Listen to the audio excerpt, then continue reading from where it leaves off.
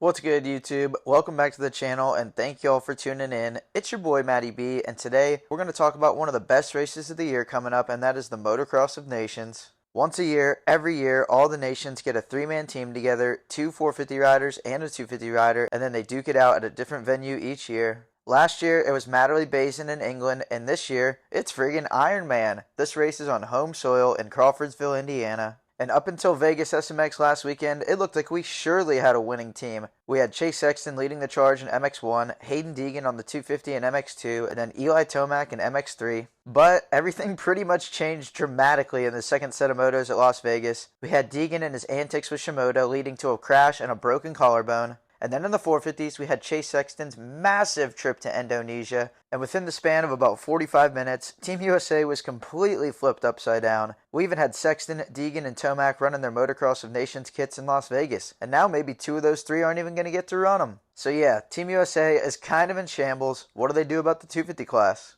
Right now, it's looking like the number one choice, and a very good choice at that, is going to be Justin Cooper, the only rider to make all 31 races this year, and he's just going to sign up and race an extra race? What a legend. But Jcoop has the experience, he's been on a winning Team USA before, and although he's been in the 450 class for a couple of years, I honestly don't think it'll be that hard for him to just drop down to a star Yamaha 250F and just start barking. In my opinion, having a 450 rider drop down to the 250 is a major asset, and having a star Yamaha 250F on the team in general is a major asset. So if Deegan can't race, which we'll get a little bit more into that shortly, then I think Jcoop is the best choice, and it looks like that's what they're leaning towards. And in this sport, it's grueling, it's dangerous, and you just never know what's going to happen. So if anything happened to happen to Jcoop, which we all hope wouldn't happen, I got to give an honorable mention to Cooper Webb. I feel like maybe he should be the next in line after Jcoop. He answered the call last year. He dropped down to the 250F last second and put in a great charge, almost led Team USA to a win in England. And Coop's got the dog in him. If you need him, he's there. But now this raises the question, will we actually need either of those guys? Yeah, I think we got to slow our roll on counting Haiden Deegan out. He got surgery, got the collarbone plated, and we've heard tons of stories about people racing right after a collarbone plating. Just as recently as last year, Cody Schock raced less than 1 week after a collarbone surgery. Hayden's got 2 weeks. It's not out of the question. But what is still in the question is, with only 2 weeks after a collarbone surgery, how good of a Haiden Deegan will we really get at Motocross of Nations? Will he be firing on all cylinders? If I had to guess, if Haiden wants to race and puts his mind to it, then I think he'll be just fine. 2 weeks off the bike is really not a big deal. I mean, this kid's been on a bike pretty much every day since he was like 2 years old, so I'm pretty sure the muscle memory will still be there. And if this were a bigger injury, like a knee, a wrist, or a shoulder, or something like that, then maybe I would be speaking a little bit different on the matter. But it's just a collarbone, man. When the gate drops, the BS stops, and once he gets out there and gets into the thick of a battle, I think he just zone right out, head to the danger zone, and help USA achieve a good result. And apparently, this is what's holding up the selection process, because they wanted to just throw Jcoop in there. But Deegan's not done. Apparently he wants to race. If Deegan wants to race, I back it. Put him in. And what about Sexton? The dude is usually almost unbreakable, but man, that Indonesia had to have put a hurting on the guy. But for the third consecutive year, he unfortunately did not make it through the SMX finale. The injury report stated that he had a mild concussion and a weak shoulder. Apparently, he was on the ground down and out for like 3 or 4 laps, so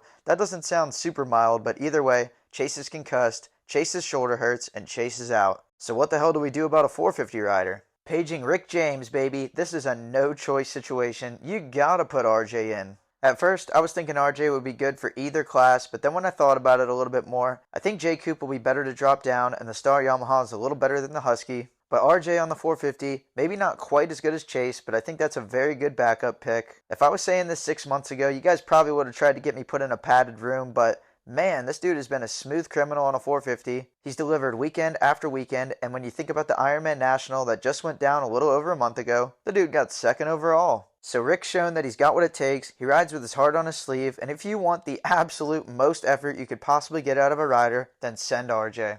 And last but not least, there's one steady force left on the team, and that is Eli Tomac. He was slated to race the MX3 Open category, but now with the absence of Sexton, Eli will be moved up and race the MX1 category, and now he'll be the captain of Team USA, Captain America without choice. But later in his career, it seems like Eli has really started to value this event, and he really values how many fans he has. So I expect Eli to show up and show out. It'll be his last race on a Yamaha, and I'm excited to see him rev bang that thing for one last weekend and go out on top. But that's all the current info I have on the Team USA MXON conundrum. I'm sure it's kind of changing by the hour as nobody knows yet whether Deegan's going to race or not. But as of now, it looks like our team is either going to be Eli Tomac, Haiden Deegan, and RJ Hampshire, or maybe Eli Tomac, Justin Cooper, and then RJ Hampshire. But either way, whichever team it is, I think all three of those guys are going to ride with their hearts on their sleeves, do it for the stars and stripes, and give it their all to try to take down those damn Aussies. But that's all I got for today. Let me know in the comments what you thought of the video, if you guys think Deegan should race, if you guys think they should go with Jcoop instead because he's healthy, or anything like that. Even if you just want to hit me with some early MXON predictions, I'm always down with it. But thank you guys for watching. Catch you next time.